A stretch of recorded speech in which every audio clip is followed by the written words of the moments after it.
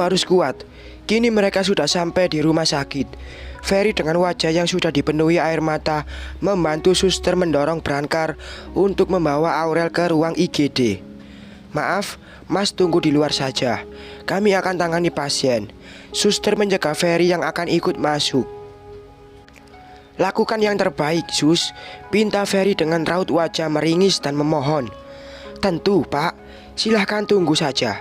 Jangan lupa berdoa demi kesembuhan pasien, pesan suster. Setelah itu pintu ditutup. Ferry hanya bisa menunggu. Ferry, Bu Sandra datang menghampiri anaknya setelah tahu apa yang terjadi. Tadi dia segera dihubungi oleh Ferry. Den, di mana si Non, Den? Si Mbok dan Bi Atun pun datang ke rumah sakit. Wajah mereka sudah dipenuhi air mata. Saat itu juga berita tertembaknya Aurel langsung menjadi berita hangat. Televisi rumah sakit memperlihatkan sebuah stasiun pertelevisian swasta yang sedang memberitakan kejadian tersebut. Semuanya makin tak bisa menahan tangis mendengar berita. Apalagi mereka juga melihat ceceran di depan hotel yang kini tempat tersebut telah diolah TKP. Non, si Mbok menangis histeris di pelukan Bi Atun, pun dengan Bu Sandra yang datang bersama Putri dan juga Arjuna. Ada apa ini, Fer? Kok bisa Aurel tertembak? Arjuna bertanya. Ferry masih dalam isak tangis. Ceritanya panjang, Juna. Gue gak bisa jelasin sekarang. Mereka masih menunggu di depan ruangan gawat darurat. Tiba-tiba pintu ruangan membuka. Suster keluar. Brankar memperlihatkan membawa seorang wanita yang sudah dipasangi alat-alat di seluruh tubuhnya. Semua hengkang dengan kepanikan. Mau dibawa kemana, Sus? Ferry sergap suster. Lalu dokter datang. Pasien kritis. Kami akan memindahkan pasien ke ruang ICU. Dokter dan suster segera membawa Aurel. Gimana ini, Mah? Ferry menangis pada ibunya. Kini mereka saling berpelukan.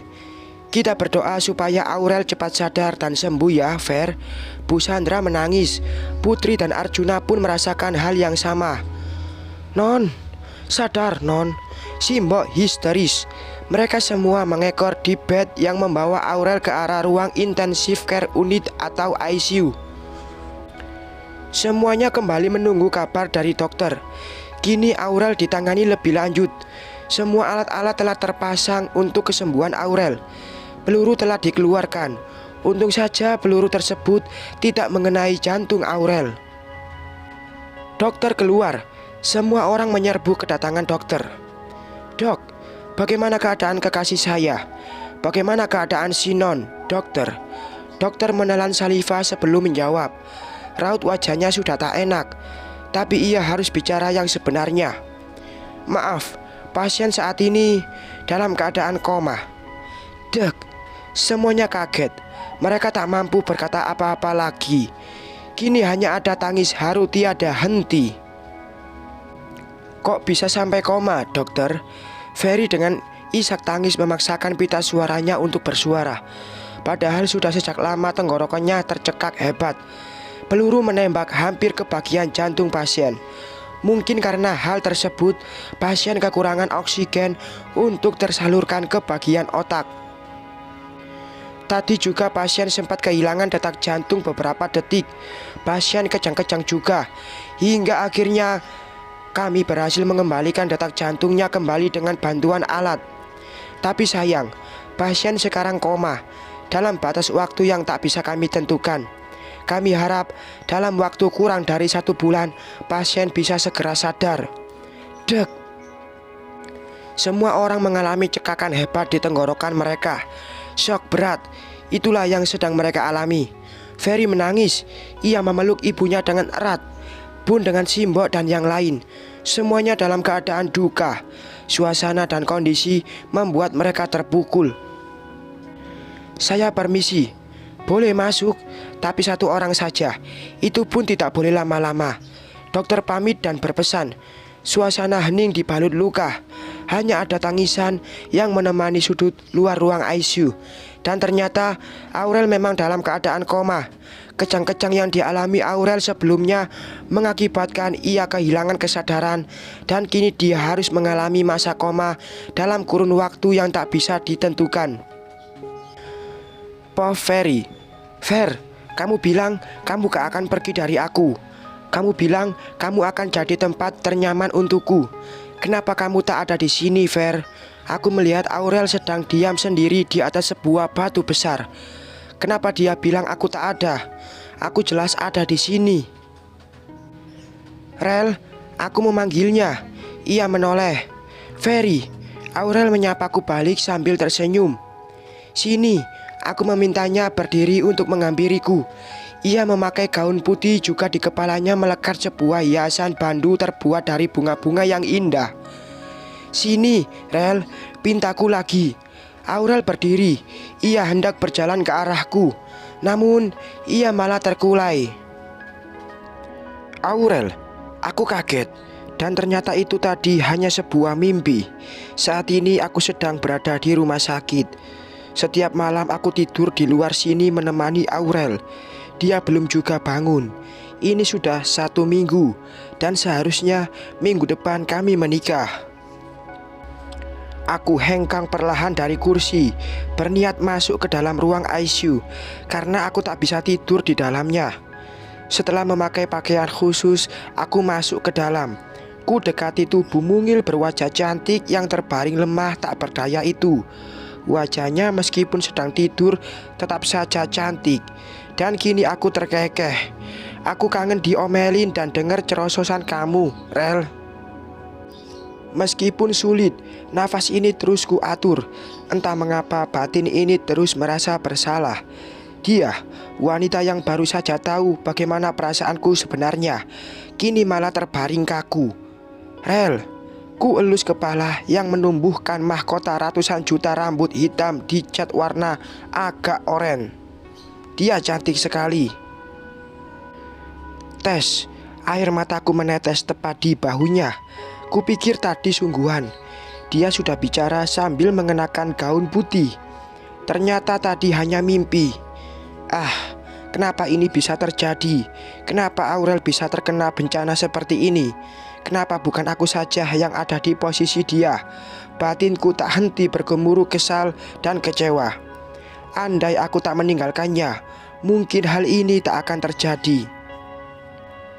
Harapanku untuk hidup bersamanya, kenapa harus melalui cobaan ini? Ya Tuhan, tolong jangan dulu ambil dia dariku. Aku ingin bersamanya. Aku ingin menjadi ayah dari calon anak-anaknya kelak. Kulihat arloji di pergelangan tangan. Waktu sudah menunjukkan pukul 3 dini hari. Aku terbangun di jam ini. Mungkin Tuhan membangunkanku untuk segera bertahajud. Kuputuskan untuk pergi ke masjid. Sejenak mengambil air wudhu untuk bersujud memohon doa dan perlindungan darinya terhadap kekasihku Aurel. Hening, malam ini sangat dingin sekali.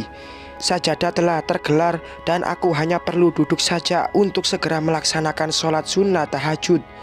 Saat ini, ku tinggalkan semua rasa resah, risau dan kecewa untuk bersujud kepadanya. Hingga kini 2 rakaat usai, ku akhiri dengan salam. Aku duduk bersimpu mengangkat kedua telapak tangan. Ku curahkan semuanya kekecewaan karena aku lagi-lagi tak bisa melindungi orang yang sangat kucintai. Ini sungguh berat dan menyakitkan. Ku panjatkan doa demi kesembuhan Aurel dan juga kemudahan kami supaya bisa terus bersama. Semoga kami bisa segera dipersatukan dalam ikatan pernikahan. Menit demi menit berlalu. Akhirnya aku memutuskan untuk berdiam diri di masjid menunggu azan subuh tiba. Bagaimana keadaan hotel, Pak? Tanyaku pada manajer hotel. Alhamdulillah, Pak. Hotel masih tetap ramai. Security kemarin yang sementara diberhentikan itu telah kami pecat demi kenyamanan dan perbaikan sumber daya manusia hotel, Pak. Kami juga akan lebih selektif lagi dalam memasukkan pekerja ke hotel ini. Kami mohon maaf atas apa yang terjadi pada atasan kami, Pak. Pak manajer menjelaskan dan menyampaikan permintaan maaf.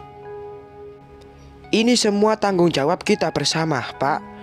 Tolong lakukan yang terbaik saja, Pak. Saya tak mau lagi ada kejadian seperti saat itu terulang. Saya bukan siapa-siapa di sini, Pak. Bapak yang lebih tahu dan lebih bertanggung jawab. Aku pun angkat bicara. Manajer manggut-manggut. Baik, Mas Ferry. Bagaimana keadaan Bu Aurel sekarang, Pak? Maaf, saya dan karyawan lain mungkin belum sempat menjenguk kembali. Aku coba mengatur nafas. Tak apa-apa, Pak. Saya sangat mengerti. Dan sekarang keadaannya masih sama, Pak. Semoga saja Aurel bisa segera sadar dari komanya. Dia pasti rindu kembali ke sini. Ku sapu setiap sudut ruangan hotel dengan penuh rasa iba. Rasanya Aurel sedang tertawa atau sedang ngomel-ngomel di kejauhan sana. Sayang, itu hanya ilusiku saja. Bagaimana orang yang menembak Bu Aurel, Pak? Sudah, mereka sudah ditangani oleh pihak kepolisian. Baiklah, Pak. Kami segenap karyawan perusahaan hanya bisa mendoakan demi kesembuhan Bu Aurel. Kami akan berusaha membangun sumber daya manusia yang lebih baik demi perusahaan ini, Pak. Aku dan Pak Manajer ngobrol banyak. Saat makan siang, aku menemuinya di hotel untuk bertanya kondisi hotel saat ini. Dan sepenglihatanku juga alhamdulillah, hotel masih ramai pengunjung. Dan mengenai proyek pembangunan hotel bersama Arjuna itu kini sudah rampung 85%. Kini tubuh ini sudah duduk di kantorku. Bekerja rasanya tidak nyaman. Tapi tuntutan sebagai seorang pengacara mengharuskanku selalu bersikap profesional. Aurel terus menjadi kekhawatiranku yang utama. Tapi aku juga harus terus semangat dan bangkit. Dengan pekerjaanku sekarang ini, semoga aku bisa menafkahi Aurel kelak. Amin. Tiba-tiba gawe milikku berdering. Ada panggilan dari anak buahku. Ya, halo, Pak.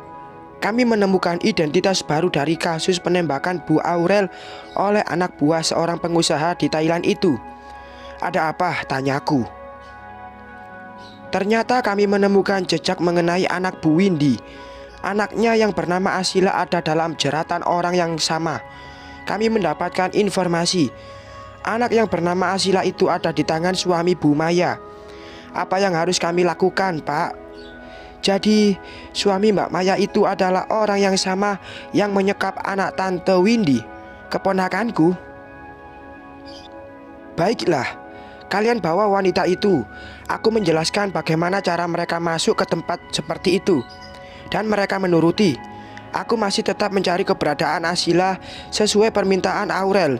Dia ingin sepupunya ditemukan karena Tante Windy tak menjawab di mana anaknya. Niatan kami ingin mempersatukan mereka kembali. Walaupun pada kenyataannya Asila harus tahu kalau kedua orang tuanya sudah masuk Hotel Prodeo dan bukan untuk waktu yang singkat. Bersambung.